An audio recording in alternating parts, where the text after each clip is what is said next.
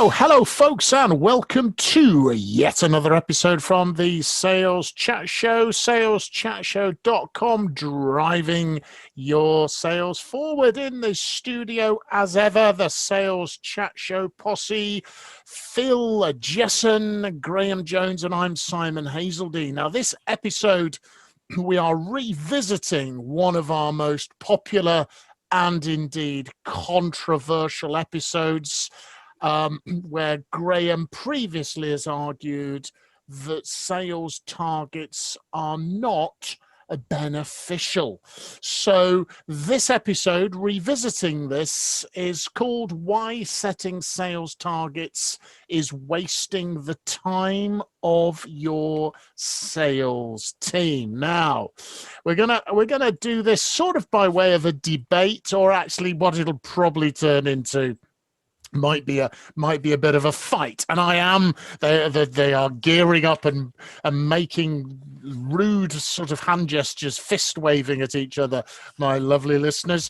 I'm a big fight fan. I love UFC, bit of MMA, all of that sort of good stuff. So I'm sort of like the introducer here. I'm the Bruce Buffer, I think, from the UFC here. So in the blue corner, I have Sugar Ray Jesson, who will be arguing why sales targets are a good idea and are not a waste of time. And in the red corner, Graham the Notorious Jones, who will be arguing against sales targets. So, gentlemen, please protect yourselves at all times. Follow my instructions at all times. If you'd like to touch gloves, now you can do. Oh, they've refused to touch gloves. Oh, there's some bad blood going on already. So, Mr. Jesson, why don't you trade the first blow? No, I'm not going to do that. I'm going to insist that Mr. Jones goes first, because the title of this whole episode seems to suggest that he's had a word with you in advance. So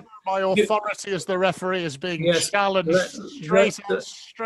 Let's hear Graham's argument, and then I will respond in the appropriate manner. The Notorious Jones, named you after Conor McGregor there, the famous MMA fighter. Mr. Jones, I'll allow you then, if Mr. Jesson is going to ignore my authority. Well, I'm also going to debate the authority of the referee here, because the referee said this was a debate. There is no debate. It's a complete waste of time setting sales targets. All the evidence shows that. Job done. Could you perhaps provide some evidence to back up this I was about to say outrageous claim, displaying my bias, where previously I'm desperately trying not to be biased. Give us some evidence. You can't make the vast majority of people listening to the Sales Chat Show will have been set a sales target, or they give sales targets. So come on. That's because they always have done. Just because you've always done something doesn't mean it's the right thing to do. And the definition of insanity is repeating the same behavior and expecting different results. And you find this all the time in business, that they repeat the same behavior of setting sales targets and expect things to be different, and they're not. The research on businesses that set sales targets and then don't set sales targets shows that whether you compare one business from one year to the next year, or whether you compare different salespeople within the same business, the people who do not have sales targets sell more than the people who do have sales targets. And the reason for that is because it's about what their brain is doing. And when you are focusing somebody on a sales target, they're constantly chasing the target. They're constantly thinking about the target. That's not what you want their brain to think about. You want their brain to think about doing what the customer needs and providing the solutions for the customer. When they think about that, they end up doing more of that, and they succeed in selling more. So all the evidence in all the studies that have ever looked at this show us that sales targeting fails to get people to sell more. They will sell, but I know that people are going to say, I can preempt Phil going, that when you set a sales target and you extend that and you stretch people, they will sell more. But yes, they may well sell more, but there could be lots of reasons for that. It's not the sales target that's doing it. There are other things happening why they may sell more. And when you take those things out, when you control for those things in a study, you discover that the sales target doesn't do anything. Mr. Jesson, how would you respond? Well, I think I need 5 seconds to calm down. My blood is boiling at this outrageous nonsense that I've just heard coming from my good friend, the Right Honourable Mr. Jones, as he might be called in the Houses of Parliament. And I think he's living in cloud cuckoo land, because the reality, which is where sales directors that I know live, Graham, the reality for many sales and marketing directors is that there is a finite number that the sales team has to hit. And I'll keep it simple. Let's imagine that in any given period, the number is £1 million, and there are 10 people in the team, equally talented. And so it is sliced as £100,000 each, let's say. Now, because of the costs within that business, there is a simple reality, which Graham is choosing to ignore here. And that is that if the sales team led by Graham's philosophy set off in this rather wishy-washy soft fashion and clock up £450,000, the £550,000 shortfall is probably going to mean that half the sales team are now redundant, or half the company are now redundant. And before you let Graham back on, I haven't finished yet. Let me continue. Goodness. Oh my So goodness. let me give you a couple more examples of where, and let's call them goals in general, not just sales targets. I'll give you a couple of examples where having a goal does work well, as I would see it. And the first one is a rather unfortunate health issue where a mate of mine a couple of years ago, weighing 17.5 stone, with his cholesterol level well over 7.5, he was told in no uncertain terms by the doctor that he had to change his behavior. Now, the doctor did not leave it there. He didn't say, go away and work out what change your behavior means, and hopefully you will be okay. The doctor made it very, very clear that inside 6 months, he expected my friend to be 14 stones or under, and he expected the cholesterol level to be under 5 if he was to maintain a healthy lifestyle and indeed life. And I'll just quote another example. One of my customers some years ago said to me, do you do any of that psychometric testing stuff? And I said, yes, we got access to those. And he said, well, my son is training to be a pilot.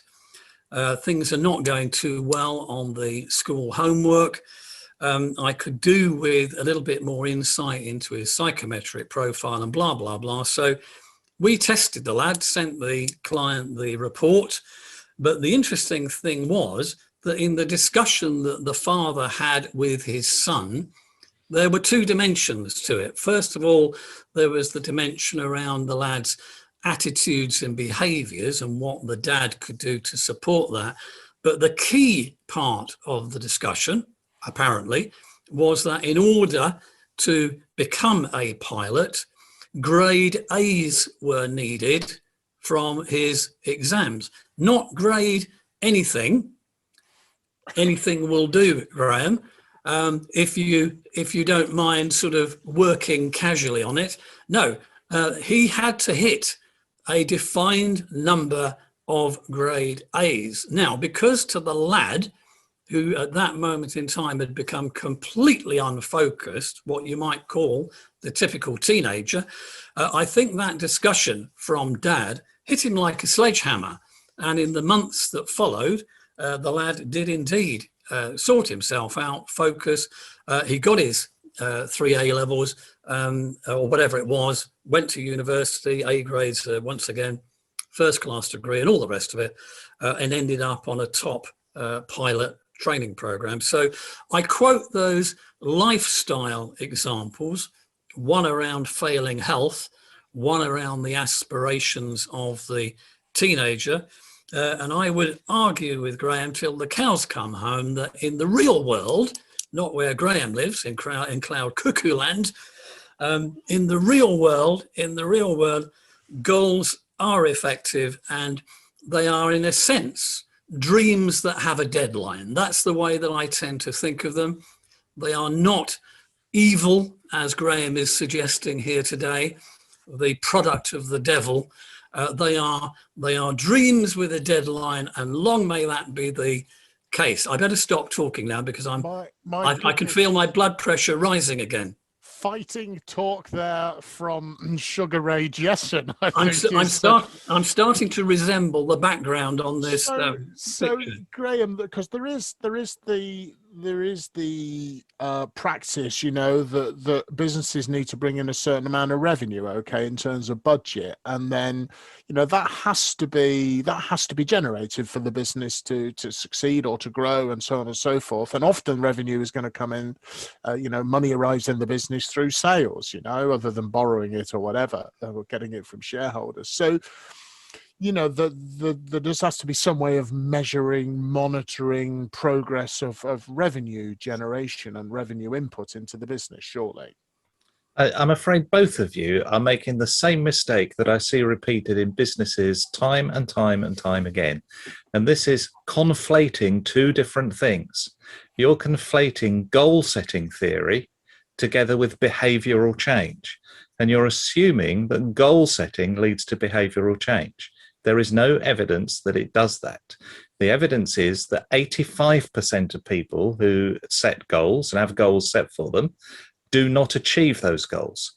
And the reason they don't achieve those goals is because there isn't really much of a link between goal setting and behavioral change.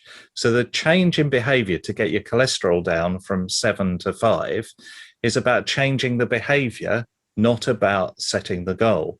So the goal will have had no impact on that. Yeah, it's what you do to make someone change their behavior. So what you need is for salespeople to do is to change their behavior, from not selling enough to selling more to generate that revenue. And so what do you need to do to change their behavior? And what the evidence shows us is that goal setting a target does not change their behavior. They carry on doing the same things. So you don't want them to carry on doing the same things because you want them to generate more money. So we need to change their behavior, not change their goals. So how do you change their behavior then? What would be your Right. So there are various ways of changing behavior. And the most significant way we know in the workplace of changing people's behavior is when the attitudes and desires of the business overall match the attitudes and desires of the workforce. And so what that means is that if you've got salespeople whose attitudes and desires are misaligned with the business, those people are never going to generate more. Even if you set them sales targets, they're still not going to do it. And every sales director knows they have people who don't reach their targets. Most sales targets are never met. So people set sales targets and they're not met. There will be people who exceed those sales targets that you set them. And there'll be a variety of reasons why they're doing that. That could be down to trying to prove they're better than somebody else. This is about personal ambition. It's about a sense of self. It's not about meeting the sales target for meeting the sales target. It's about showing I'm better than you. It's that competitive nature. And so that for those people who are in that kind of small personality group, it works. But for the rest of people, they just carry on because they know if they don't meet their sales target, well, they've still got a job. And so those people, their desires are misaligned with the business. So this comes down to recruiting the right salespeople who have the same values and attitudes as the business. So alignment of attitudes and values is more important than whether or not they can actually sell. Because if they align with your business attitudes, they will behave in the way you want them to behave because they're the same attitudes that your business has. So we know that from studies where people are, why do people change job? They change job because they're not aligned with what the business is trying to do. So, and that's the number one reason why people leave their jobs. So recruiting the right people in the first place is one of the problems. Recruitment is really bad. So people are not recruited into the right jobs, and therefore you've got salespeople. You've recruited the wrong people in the first place. You then set them an arbitrary target. So Phil mentioned, we've got to make £1 million this year. All of those targets are arbitrary. So somebody decides an arbitrary target. I don't want an arbitrary target. What I want is just as much as we can possibly sell, and hopefully that's going to be more than last year. And what we know is that those businesses that don't set the targets exceed what they sold last year, time and time and time again. I mean, one thing I would say, I think, is that there's a difference between lead and lag indicators, and a target will be a lag indicator. It lags behind the lead indicators.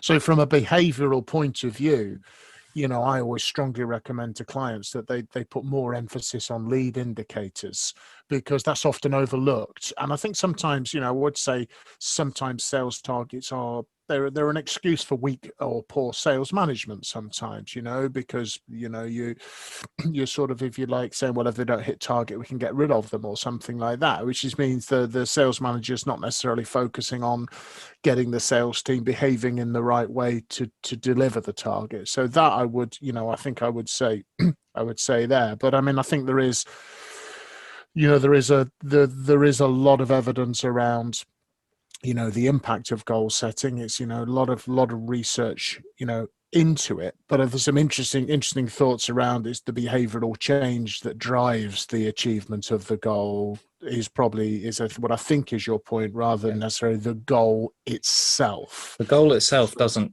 do it. Yeah, and what we know that riddled throughout business literature is smart goal setting, and we know that never works. It works if the goal is a tiny, tiny specific kind of thing. Yeah. So if it came out of project management, didn't it? I mean, it has validity there, doesn't it? If your goal is today, for example, to listen to 2 podcasts instead of 1. I don't know of any other podcasts other than the Sales Chat Show, obviously. But let's say you wanted to lose 2 episodes today. If your goal was to do 2 episodes today, you are much more likely to do that because it's tiny and it's specific. But if you said, I want to, over the next 6 months, I want to listen to all 180 episodes of the Sales Chat Show, the chances are you would not achieve that. And yet that's specific, it's measurable, it's achievable, it's realistic, it's time-bound, all of those kind of things. But the reason is it's too nebulous. If, for example, so we all know a speaker who talks about goal setting and says that you've got to have massive goals. Yes. And his research amongst people who have achieved significant amounts in their life don't start with a small goal. They do something that is not seen as achievable and is certainly not realistic, and yet they achieve those goals. Why do they achieve those goals? Because that's about behavioral change. It's about, I want to behave like the owner of an international airline. So once you start behaving like the owner of an international airline, you start doing the little things like the smart tasks. So in project management term, those smart tasks are the tiny little things you need to do each day. So in business, you find that sales targets are set as smart targets. They're specific. We want an extra 10%. So that makes it measurable as well. It's achievable. We can do 10% this year. It's realistic and it's time bound because we've said it's a year. So everybody goes, tick, we've created a target. And guess what? It doesn't happen. And it doesn't happen because nobody's changed their behavior. So if the target was, what we want to do is sell much more this year than we did last year. Don't give it a number. Just say we want to sell much more. We want to be the brand leader. You're 10th in the list at the moment. We want to be the brand leader. And that's where you're aiming, and everybody's behaving in that way. And then we start setting smart tasks, not smart goals. So the smart tasks might be, for example, to make 1 more phone call each day. And then when you're doing that, that's highly specific. It's nothing to do with selling more. But if you make 1 more phone call each day in the working year, that's an extra 250 calls. Inevitably, you'll sell more. So tiny. So goal setting theory and goal setting analysis shows us quite clearly that you have to do two things in goal setting. You have to do something completely audacious, because that changes your behavior, and the goal setting has to be really fragmentary, tiny, tiny, tiny stuff, and then that builds. And So often what happens in business, you have a big target for, we want 10% extra this year, and it doesn't get met. One of the reasons why people give up on goals is because they don't meet them. But it's process goal focus rather than outcome goal focus. Yeah. Is that what you're saying? Yeah. And making them granular. Yeah. Sugar Ray Jessen. Yes, I think you're. I feeling you're sort of like a little bit sort of trapped in the corner there. I'm looking for a little bit of a. I expect he's going to throw the towel in now. On another day, I would like to see some of these various pieces of evidence that they are in a book, by the way, called Sales Genius by Mr. Graham Jones. To my ear, they sound as if they've come from the Nigel Farage School of Statistics, but we won't bother going there now.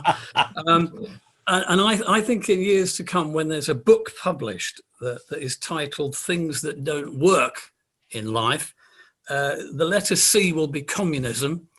The letter H will be honesty of MPs when filling out expense forms. And the letter J will be Jones, as in Graham Jones' attitude to sales targets. I've never heard such nonsense in my life. And I'll just give you two more examples, and then I'm going to stomp off. In a huff. In example number one is that the success of the British rowing team from the mid-90s to today is well known. We've all seen the Redgrave and Pinsent races onwards from wherever it was, Sydney or Athens, I think it was 2000. There's a very interesting start point for the coach of those rowing teams. And the start point is not, would you please go to the gym and become as fit as you possibly could?